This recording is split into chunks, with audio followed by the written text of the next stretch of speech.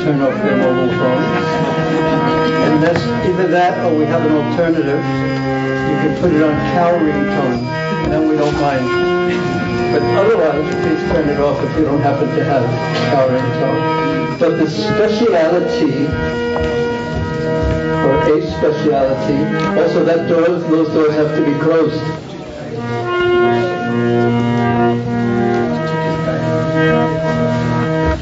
Is that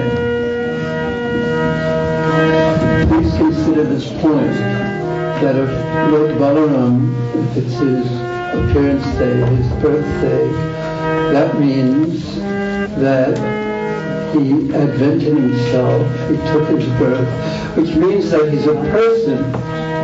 Now if he's a person, that means when you are chanting his name, he can hear you. So therefore, when we now continue the kirtan, please chant with such devotion that in understanding that actually Balaram hears you, and so does Krishna, and so does Hari, Hara. Now, usually we're used to, when we chant, just letting our minds wander all over the universe, but not today. Today, by the mercy of Lord Balaram, by the mercy of Purnima, you'll be able to chant and focus and chant with full-heartedness in the mood of, I have spent so many lives trying to be happy with all my plans. So many lives. But right now, because it is your appearance day, Lord Balaram, I am in a more sincere and intelligent mood. And that mood is that I want to serve you. And if you are very kind to me, because the greatest gift that we can get is service, is bhakti. Service, activity, in the mood of let it be done for your pleasure, not in the mood of I am the center and everything should be for my pleasure. This serving mood, which is bhakti, is the essence of who we are. So now when we chant, please, you can face Srila Prabhupada, you can see Sisi Gaura, but chant with a full heart, a heart filled with at least a little bhakti, chanting for the pleasure of Krishna. Special day. Hare Krishna, Hare Krishna, Krishna Hare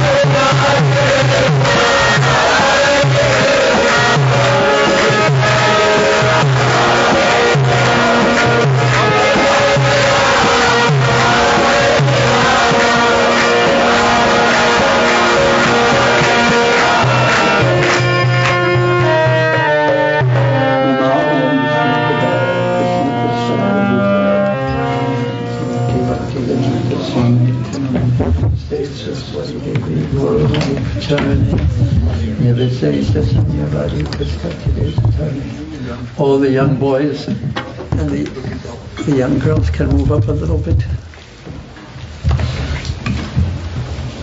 I saw, yes. What's your name? Come. Arjun. Come. Yeah, why not? You too, move up. He's young at heart, always. But one thing, if you're going to be sitting right here, what's your name again? Caitanya. Antadeep, you have to go back into your Gurukula mode and make sure that he doesn't move around too much. Long time ago. You have to sit very quietly, okay? Can you fold your hands? Very special one. Very grave. As deep as the ocean. But perhaps can be a little naughty sometimes. Caitanya is your name?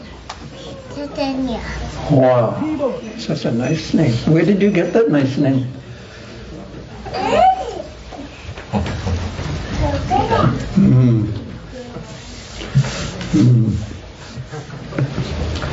Om Gyanatimirandasya Janasya Chaksu Samiritanjana Tasmai Sri Gurave Namaha Sri Chaitanya Islam Stapitam Dena Bhutale Sayam Rupakadamayam Dadati Sapadati Mansakalpatubhyasta Kripasindhuvaya Vacha Patitanam Pavanebhyo Vaishnavebhyo Namo Namaha.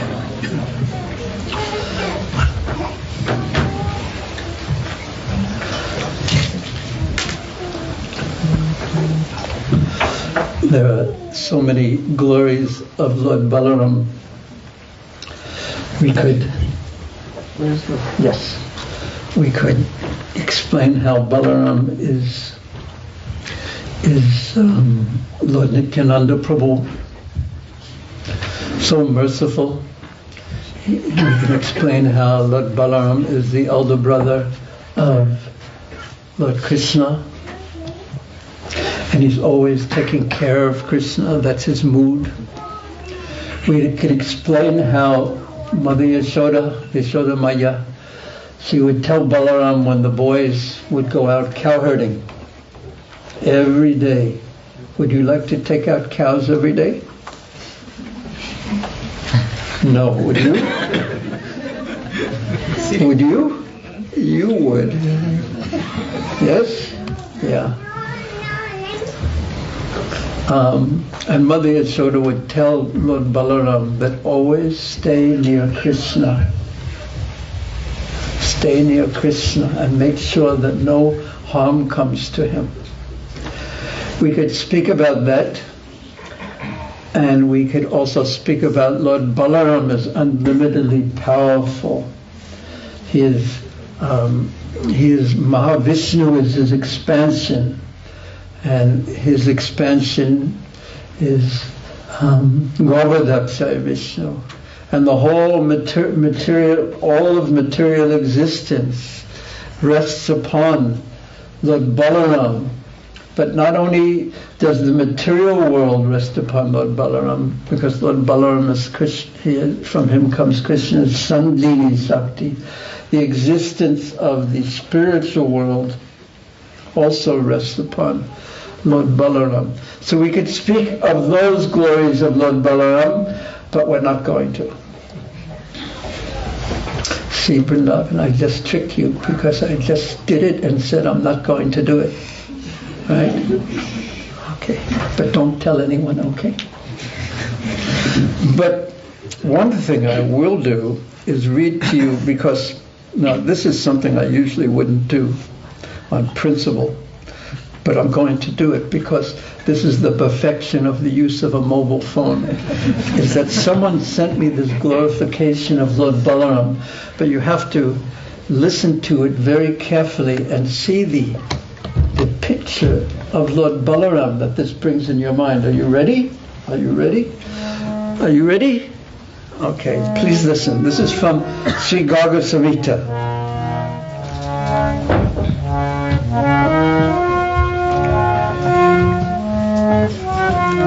And I'll read some of the Sanskrit. Spurat Amala Kiritam. Balaram's crown is decorated with many jewels and looks very beautiful. When Balaram is first seen, the beauty of his crown is noticed first. He always wears many ornaments, and all of these ornaments are also decorated with jewels. Kundala Sri Mukhabjam. His curling hair is very beautiful. It is not properly organized, and some of it covers part of his face. But he appears more beautiful because of that. Tuhita Giri Manogyam. His color is bright white like ice.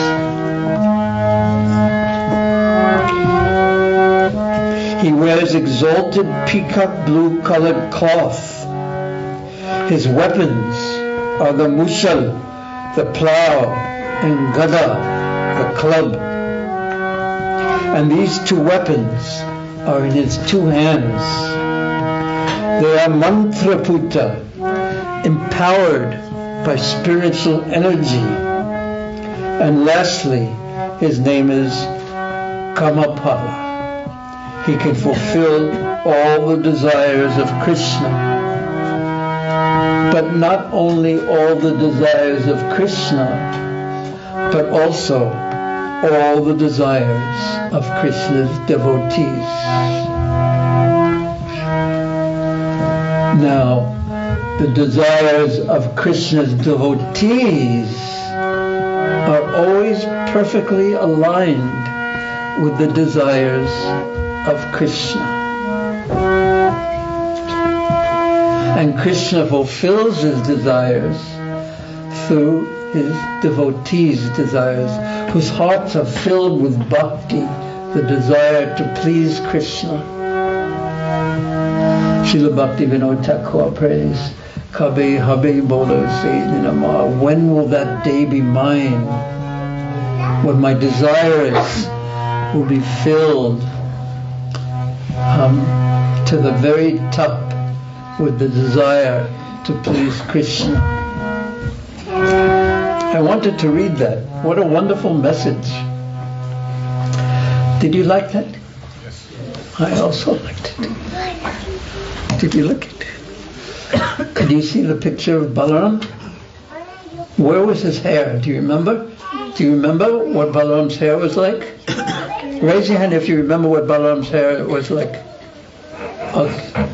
What was Balaram's hair like? It was?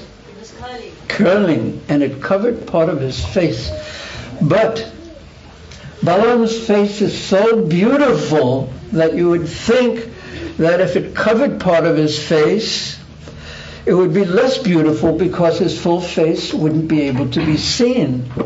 But just the way that Balaram was, with his face partially covered by his curling, beautiful hair, his beauty increased. And if you move that hair from his face, his beauty would still increase. And if you put it back, it would be increased even more, because Balaram's beauty is unlimited. And what was Balaram's complexion? White? Like ice. Raise your hand if you like ice. Okay, it depends the weather outside whether you like ice or not. Balaram's complexion was like ice. And his cloth? What color? Peacock blue. What? His cloth is peacock blue. What is peacock blue? Because usually when we think of peacock feathers, we don't think of blue, we think of so many colors. But what part of the peacock is bluish? I hear so many people aren't raising their hands, and then they'll have to sit in the back if they aren't raising their hands. Yes, because you raised your hand so nicely. What part of the peacock is bluish color? I'll give you a hint. What part of the peacock is that bluish color? Yes, very good. And what's your name? Sandri. Thank you. Now listen to this very carefully, because there's going to be an exam after. Not only for the young ones, now all you older ones will feel what it's like, what you're putting your children through. Sukadev Goswami said, O king, Jambavati's son, whose name was Samba, Sa-amba, he was always with his mother, Sa-amba, and he was a bit naughty because of this. He was a little bit in his mind. So Jambavati's son Samba, who was ever victorious in battle, kidnapped Duryodhana's daughter Lakshmana from her Swayamvara ceremony. So in those days, when there was an especially qualified young lady, she was allowed to choose her own husband, because previously, and even in some parts of the world, in some cultures today, the marriages were arranged. And interestingly enough, in India, what do you call a marriage that's not arranged? What do you call that? Love marriage.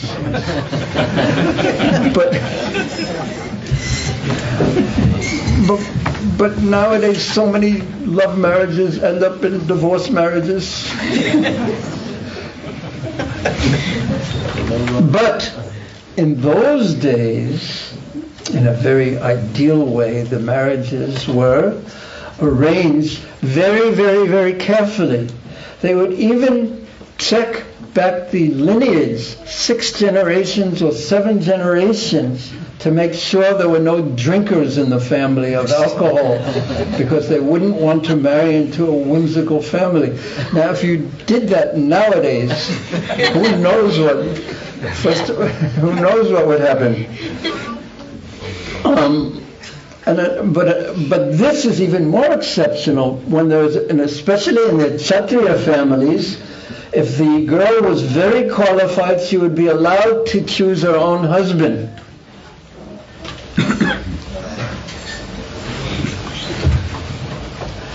And even more amazing, while she was choosing her own husband, Samba kidnapped her. This is quite amazing, and it's from a different period of time. So no kidnapping allowed. And even more amazing was Lakshmana, this wonderfully qualified girl who was not inclined to marry Samba. She wasn't inclined to marry him. He kidnapped her in front of this great assembly of warriors. He came and kidnapped her. And this is the beginning of a very exciting pastime involving Lord Balaram. It's set up with tension. She didn't want to marry him. He wanted to marry her. She was qualified. He kidnapped her in front of all the Kuru warriors. Now, what do you think they would think about this? It would be an embarrassment to them. We are so powerful, and this young boy has stolen her away against her will. Second verse. The Kauravas became angry. Now you can take this back. And yes. They said, this ill-behaved, this badly behaved boy has offended us. He's embarrassed us. because he has forcibly kidnapped our unmarried daughter against her will. Arrest this ill-behaved Samba.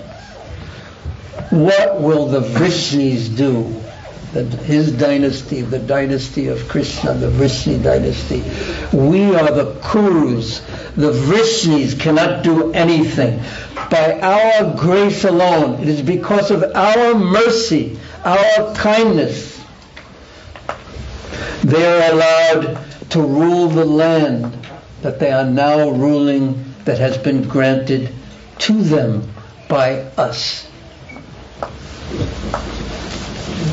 Now, the Vrishnis, or the Yadu dynasty, they weren't allowed to become kings because of the curse of Jayati Maharaj. But in the commentary of Srila Prabhupada, quoting Srila Vishwanath Chakravarti Thakur, he says that they weren't allowed to become kings, but because of the curse, but they were allowed to be the kings of all the kings because of Krishna being in their dynasty. But yet, the Kurus were thinking that it was by our grace, and they were all thinking like this, even though they were great devotees, they were thinking that by our grace, they are allowed to act as kings. Well, it was just the opposite, actually. By Krishna's grace, by Krishna's empowerment, the Kurus were able to act as kings, as emperors. And this is something that we really should keep in mind when pride comes to our heart, to our consciousness, because if someone has some ability, there's a tendency to think, I can do this better than others. And that means that I am better than others. But actually, according to the Bhagavad Gita, it is Krishna who is the ability in man and woman. And every opulence that we may have, any ability that we may have, including things that are exceptional, they are not actually ours alone. They are Krishna's gift. And when one gives us a gift, one should not be proud, because we should understand that it is a gift and a gift alone. Whatever we have, Srimad Orjitam Eva Bha, is all resting on Krishna's grace. So when all you boys and girls study very hard for your exams, and you do very well, you should know that it is by Krishna's grace alone. And don't become proud. And this principle may also have application to adults as well, perhaps. Because I've seen this in my own life so many times. My favorite example is when I was young, I was so proud of the ability that I could run. I could run all day long, practically speaking, and not become tired. And now it is difficult for me to walk. And I thought that was due to my power, my greatness, that I could run. And now I can just barely walk. What happens to the opulences that we think are ours and that we're proud of when they can be taken away? And therefore, even Prabhupada said, an old man cannot be proud. Because all the things that we are proud of, that we thought we're doing by our power, one by one in life, they are taken away.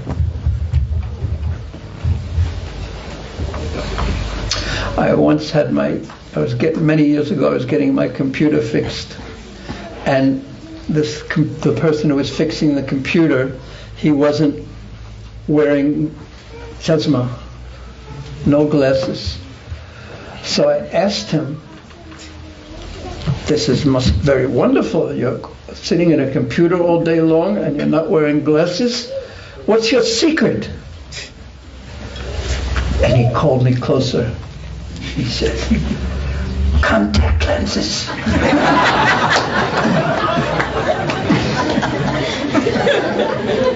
It's a true story. Because whatever we have is going to be taken away by time, and it has been a gift, so we shouldn't be proud. And what is the opposite of being proud? What is the opposite? Humble. Yeah. So when we have something, we should understand it's a gift from Krishna. So the Kurus superficially seemed to be lacking this, and Balaram was going to teach them a lesson. If the Vrishnis come here, they think they are so powerful. When they learn that their son has been captured, we will break their pride. Thus they will become subdued, like bodily senses brought under strict control. And after saying this, and having their plans sanctioned by the senior members of the Kuru dynasty, especially Bhishma even, Karna, Shala, Bhuri, Yagyaketu, who was Bodhisattva, and Suyodhana set out to attack Samba.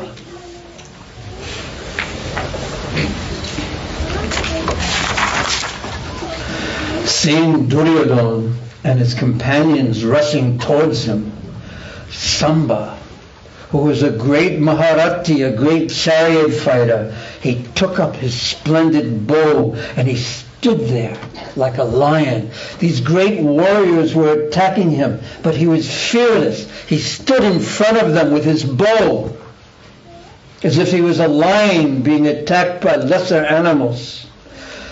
But they were determined to capture him. The angry bowmen, because they had been insulted, their family and they had been insulted, their pride had been taken away, they were determined to capture him. So they looked at Samba and they said, "Stand and fight, stand and fight." But Samba was actually already standing there ready to fight them because he was fearless. They came straight for him and they showered him with arrows. O best of the Kurus, as Krishna's son Samba was being unjustly harassed by the Kurus. What does unjust mean?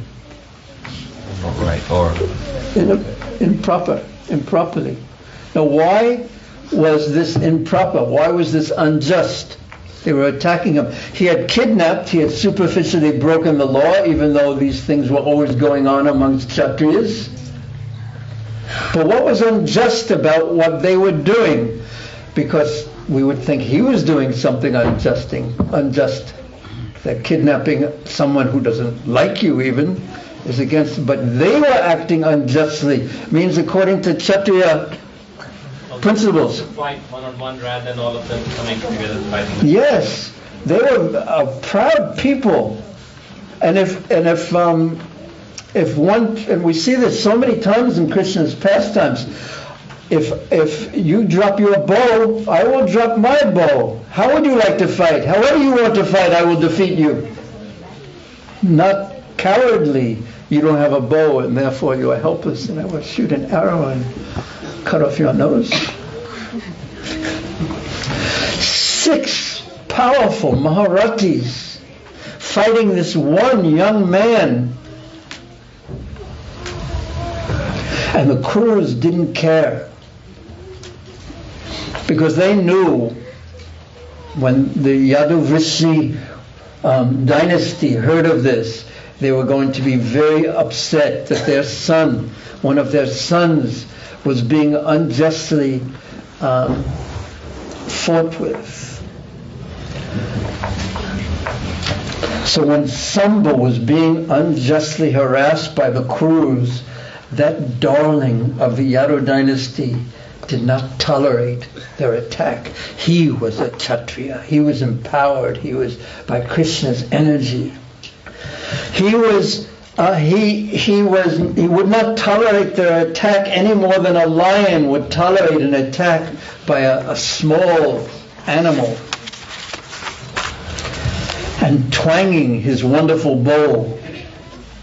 Heroic Samba struck with arrows the 6 warriors who were headed by Karna. He pierced the 6 chariots with as many arrows, each team of the 4 horses with 4 arrows, and each chariot driver with a single arrow. And he similarly struck the great bowmen who commanded the chariots. The enemy warriors, and this gives an example of the Kshatriya spirit. They were fighting, but when they saw the valor, the strength, the skill, the courage of Samba, they thought, this boy is excellent. They weren't envious. But they forced him down from his chariot, and thereupon 4 of them struck each of his 4 horses, while Samba alone struck with his arrows each of the horses of the 6. And one of them struck down his chariot driver, and another broke his bow.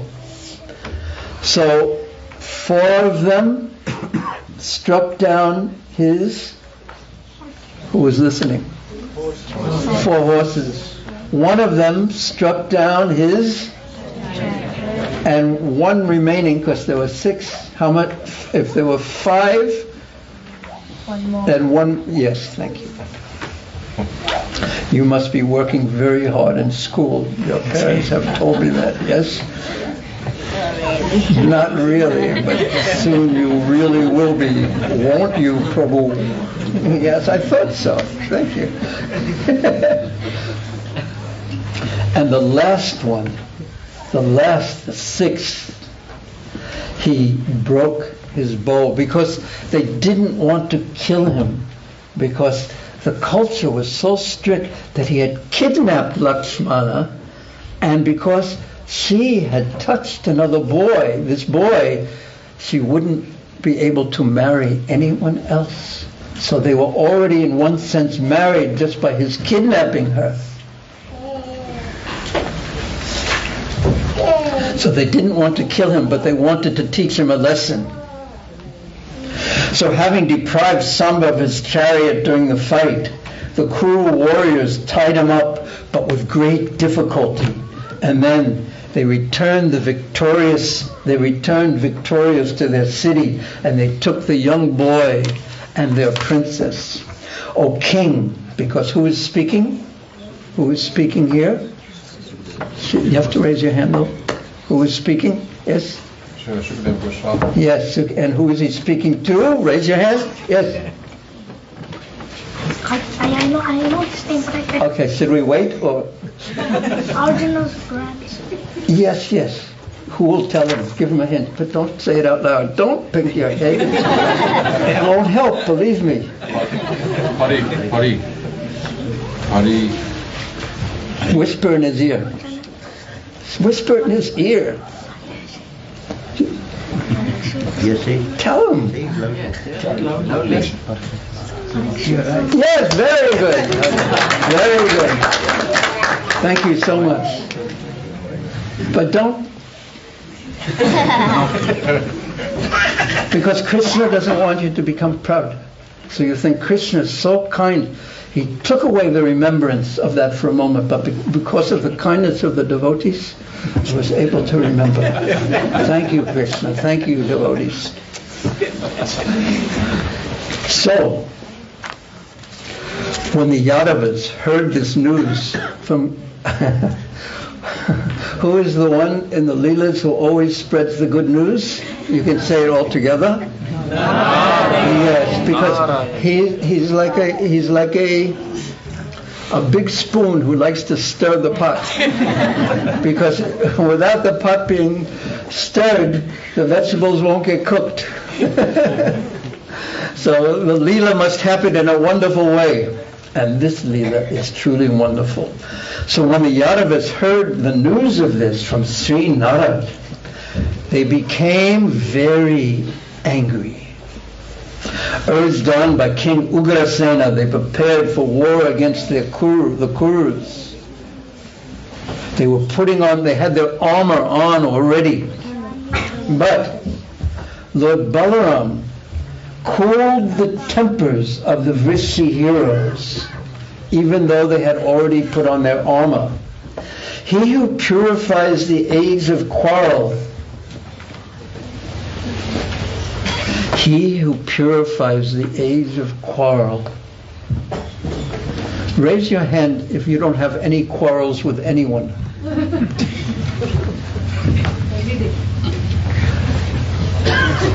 And also at the same time, never tell a lie. This is Kali Yuga.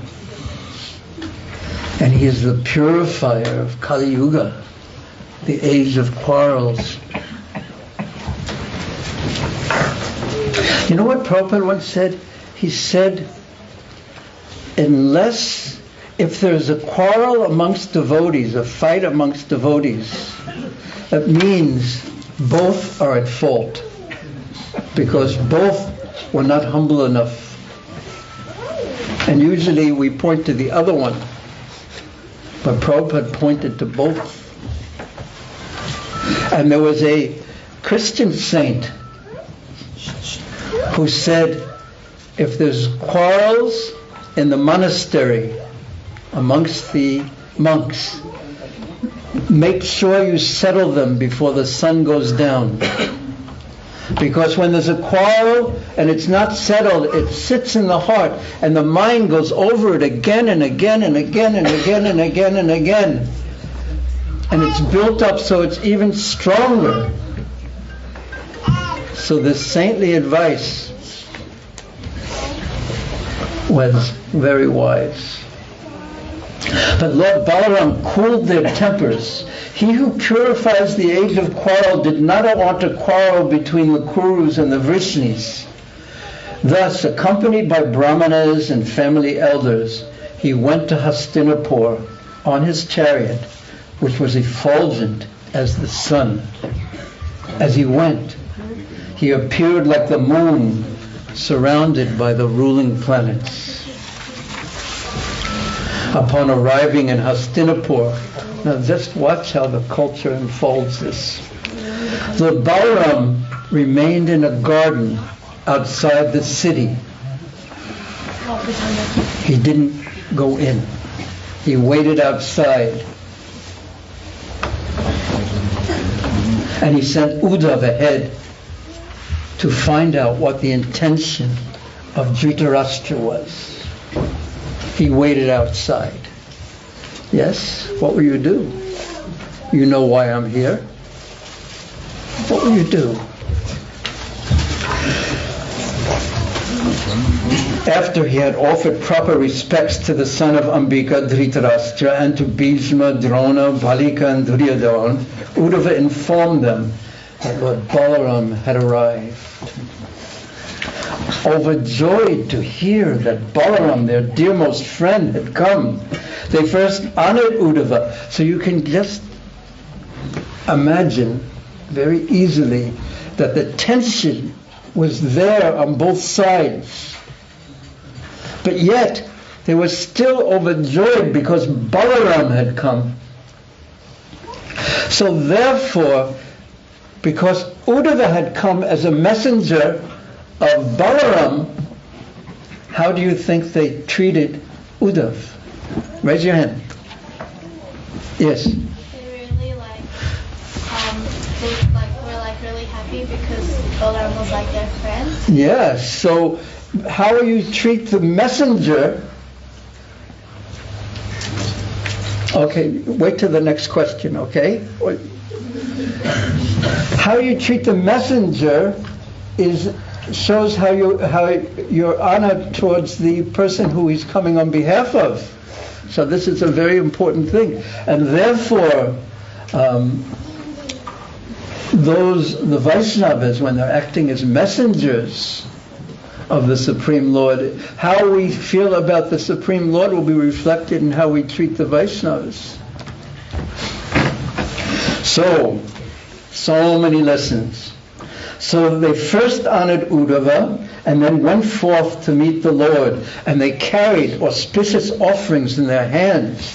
They didn't carry their weapons in their hands. They carried auspicious offerings to give to Balaram. They approached Lord Balaram and worshipped him with gifts of cows and arghya, as was fitting. Those amongst the Kurus who understood his true power, even Bhishmadev, bowed down to him, touching their heads to the ground. After both parties had heard that their relatives were doing well, because the first thing, how are you, and how's your family, how's this one, how's that one, so they both exchanged that. And this was all while this incredible tension was going on, because they had kidnapped improperly Samba, and they had said aloud, who cares if the Vrishnis become angry? We don't care, we will teach them something. And Balaram had cooled down the Yadava and Vrishni clan, and they had their armor all ready. So after all the pleasantries, how are you today, how are you, how is this one, how is that one, all that had been finished, then Balaram spoke very straight and strongly. He said,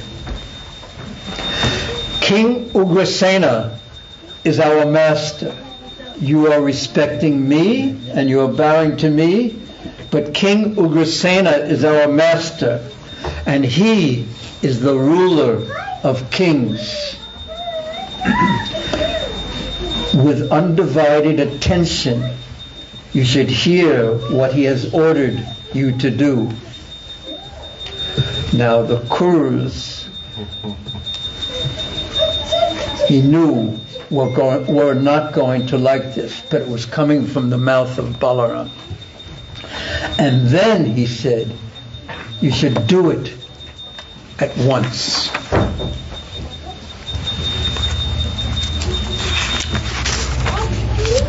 And this is the message of Ugrasena.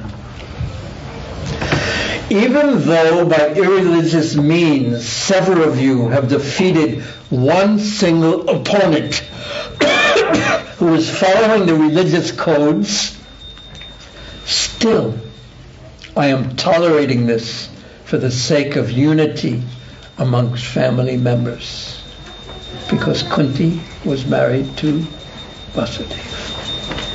Marriage ties. Upon hearing these words, and our acharyas say, there was more to the message, and it was, you should immediately bring Samba and Lakshmana out here in front of us, in front of me. But Balaram couldn't even finish the message, because the words of the Kurus were so insulted, or the Kurus were so insulted, they wouldn't let Balaram finish his words. Now, there will be several lessons we learn from this, and one of them is, I'll tell you in advance, don't get Balaram angry. You shall hear this. Zivi, you have a question now? Okay. Upon hearing these words of Lord Balaram, which were full of potency, they were full of courage, they were full of strength, and they were appropriate by his transcendental power, the Kauravas nevertheless became furious and spoke as follows. The Kurus got together and they said, how amazing this is. The force of time and karma is unsurmountable. Listen to this. A lowly shoe now wants to climb on the head that bears the royal crown.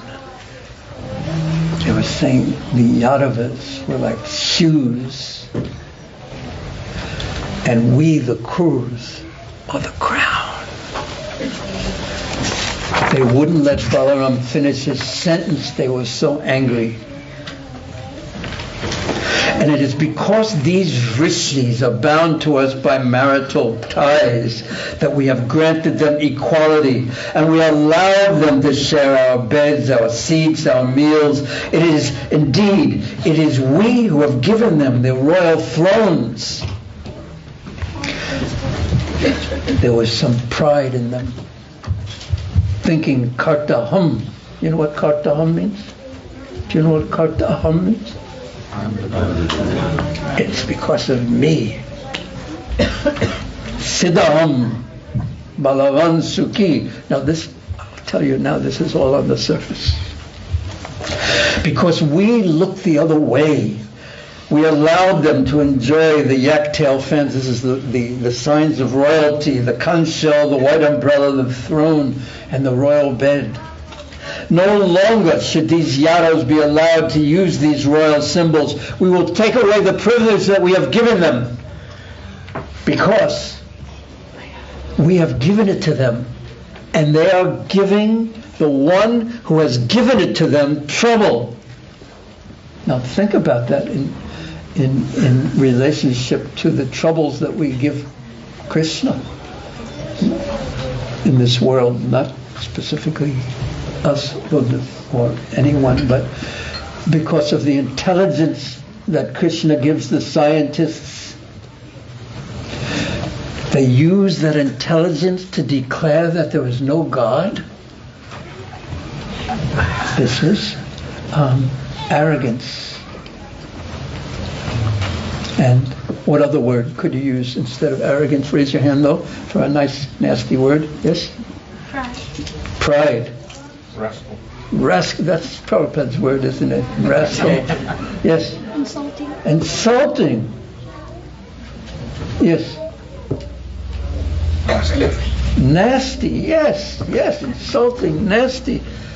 Arrogant. Proud. Insulting. Rascal.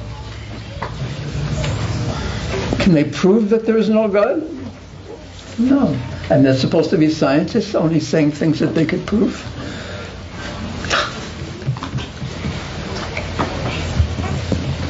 I once heard a recording where Prabhupada, one of the devotees, because Prabhupada sometimes would criticize the scientists and call them all kinds of names like rascals. So one of the devotees, without a very deep realization, was saying, the scientists are like this, and the scientists are like this, but with no, not the depth. And Prabhupada said, no, we give them credit for what they have done, but why do they have to say that there is no God?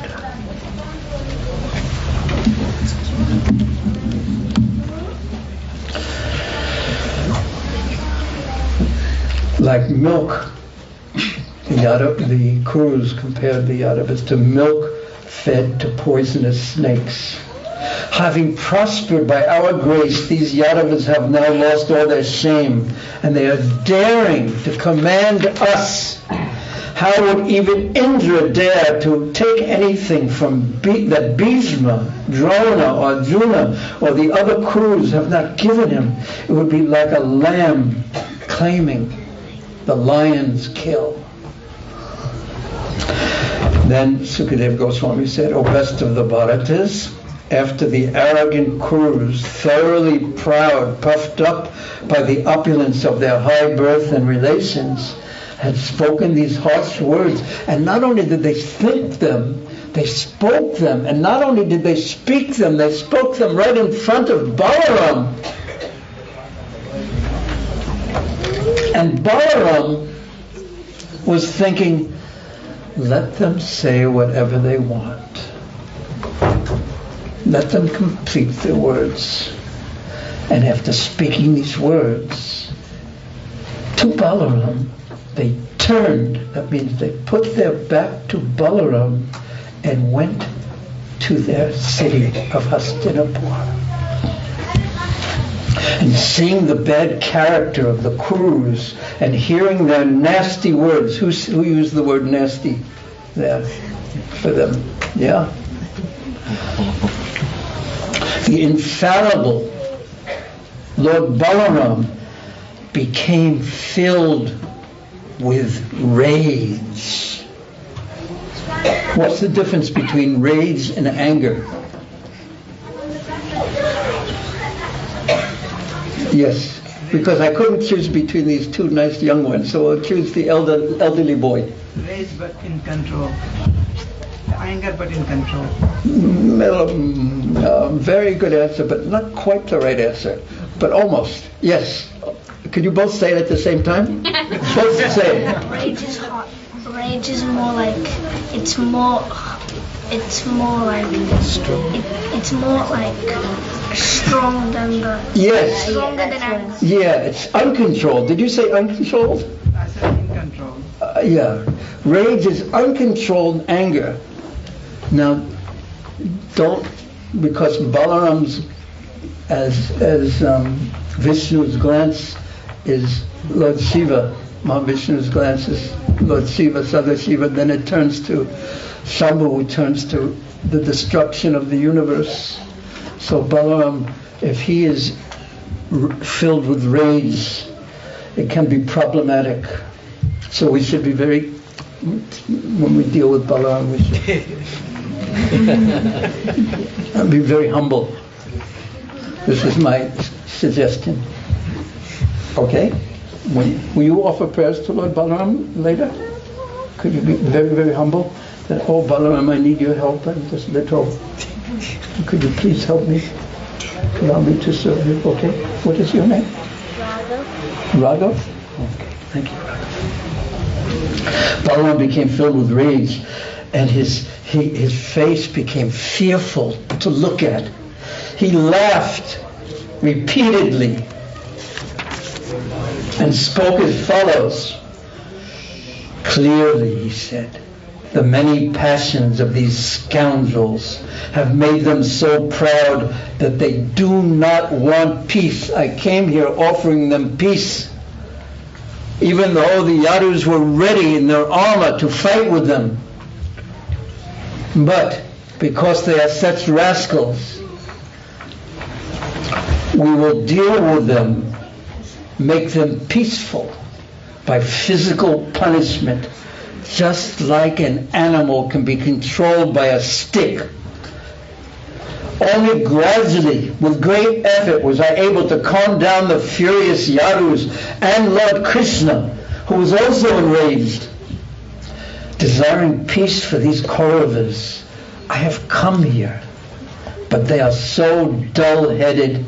They are fond of quarrel. They are mischievous by nature. They have repeatedly disrespected me. Out of their pride, they dared to address me with these harsh words. King Ugrasena, the lord of the Bhojas, the Vrishnis and Andakas, they are saying he's not fit to command. He's not fit to sit on the throne when Indra and other rulers, devatas, obey his orders. And that same Krishna who occupies the Sudama assembly hall and for his enjoyment took the Parijata tree from the immortal demigods, that very Krishna is not fit to sit on the royal throne?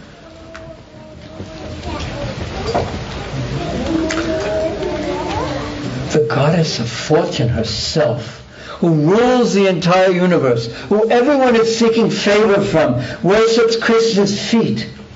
And the master of the goddess of fortune does not deserve the paraphernalia of a mortal king. The dust of Krishna's feet, which is the source of holiness for all places of pilgrimage, is worshipped by all the demigods. The principal deities of all the planets are engaged in Krishna's service, and they consider themselves most fortunate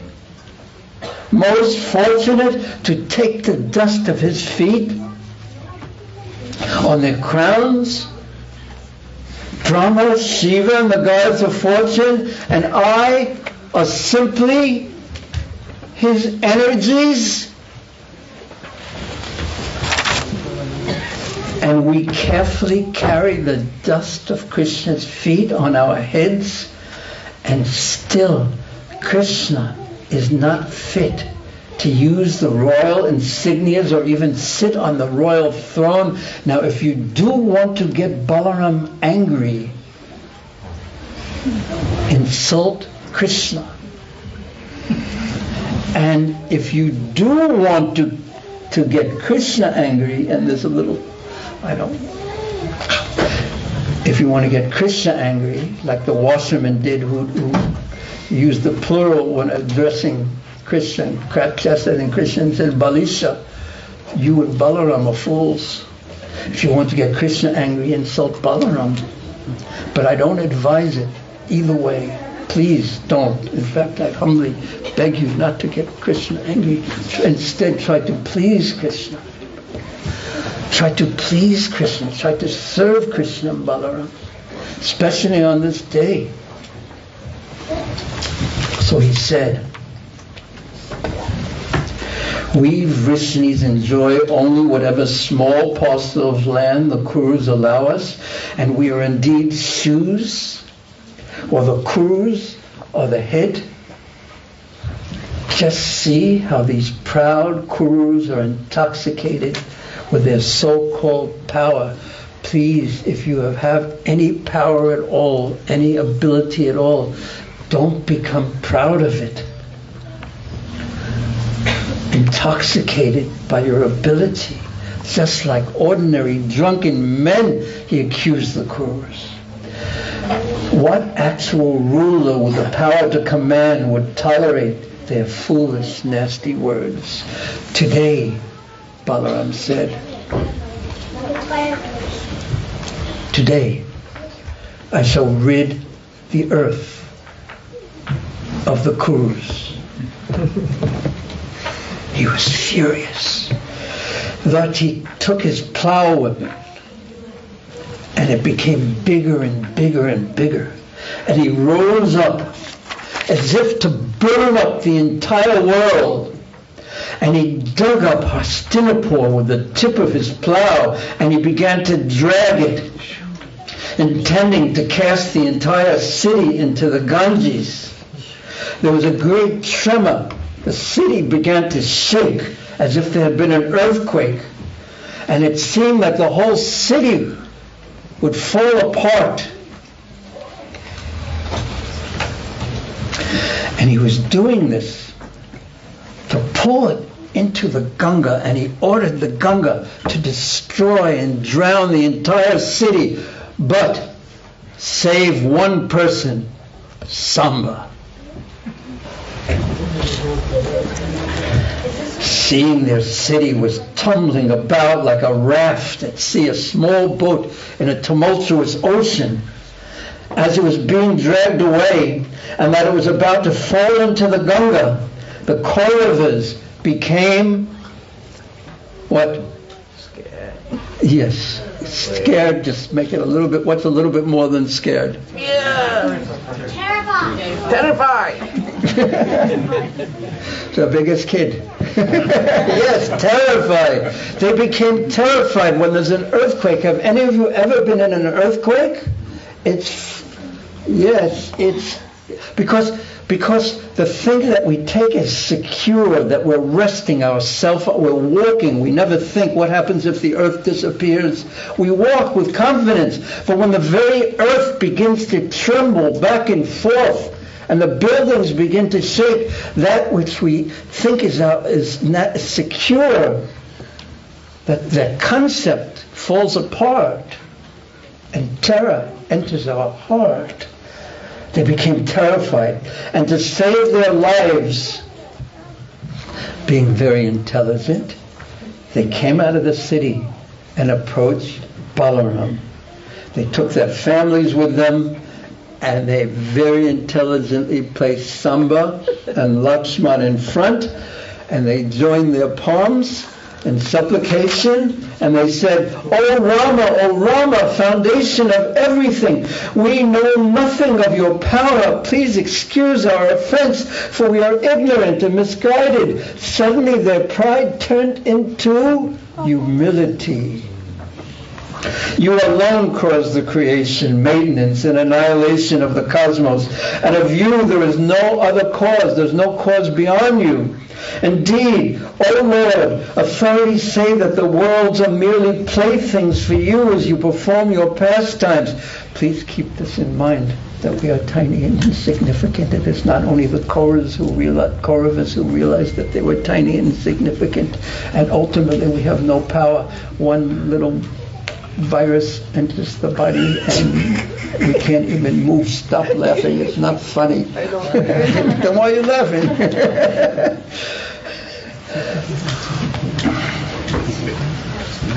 Oh, unlimited one, he's praising Mahavishnu and Antashesha. Oh, unlimited one of 1,000 heads, as your pastime you carry this earthly globe upon one of your heads. At the time of annihilation you withdraw the entire universe within your body, and remaining all alone you lie down to rest as Mahavishnu. Your anger is meant for instructing everyone. Thank you so much for becoming angry and chastising us. It is not manifested out of hatred or envy. O Supreme Lord, you sustain the pure mode of goodness, and you become angry only to maintain and protect this world. We bow down to you, O soul of all beings, O wielder of all potencies, O tireless maker of the universe, offering your obeisances, we take shelter of you. Balaram, hearing the words of the Kurus, whose city was trembling and who was surrendering to him in great distress, he became very calm and kindly. His heart melted and became soft and became kindly disposed to them, and he said, "Do not be afraid." And as soon as Balaram said, "Do not be afraid," their fear vanished. Now, if you really accepted that you were under Krishna's protection, if you really accepted that you were being protected by Krishna, that you were surrendered to him, Gotipte Varanam Tata, and he was protecting you, what would you actually be afraid of? Yes, we have to face our fate in this world, but what would you be afraid of if you actually trusted that Krishna was protecting you? And what would you have to do? How would you have to act to give you that faith and trust that you are actually being protected by Krishna? So when the devotee surrenders to Krishna, then he feels that Krishna is protecting me. When he places himself under Krishna's care.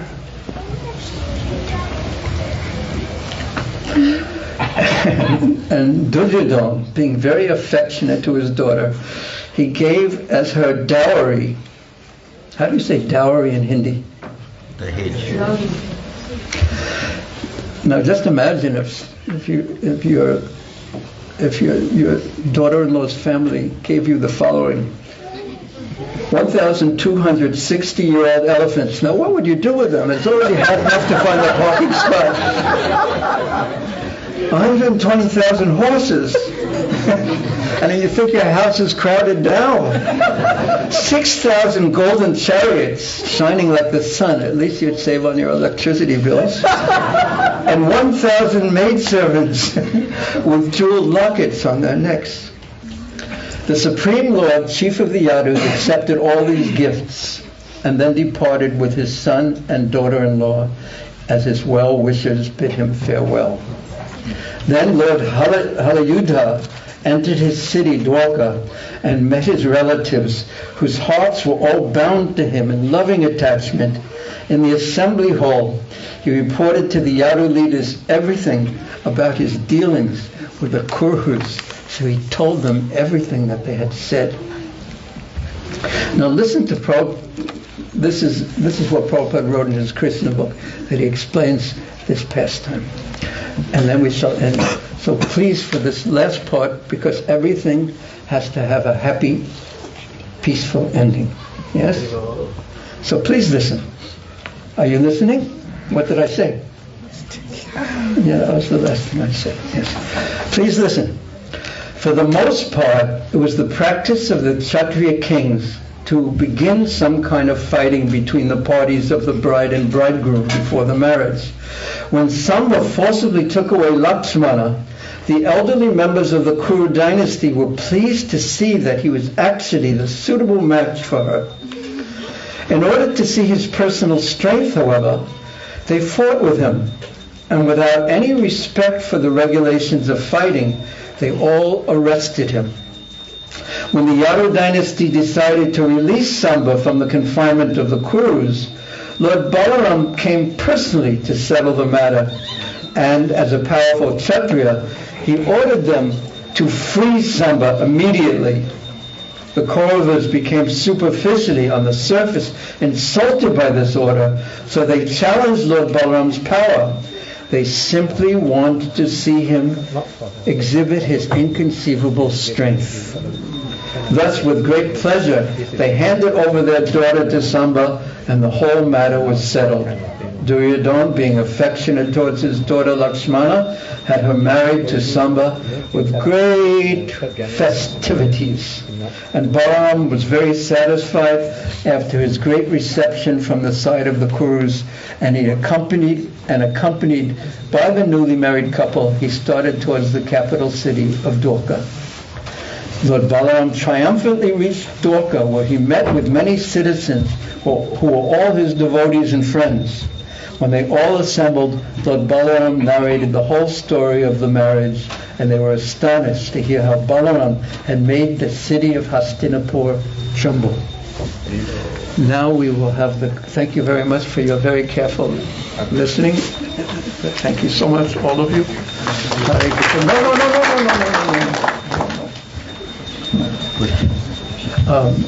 But now we have an opportunity to greet Lord Balaram, Krishna, Gaur Nitai. So please do it with a heart that carries the devotion that you are all feeling towards Lord Balaram. Srila Prabhupada ki, Srila Prabhupada Bhaktivinoda ki.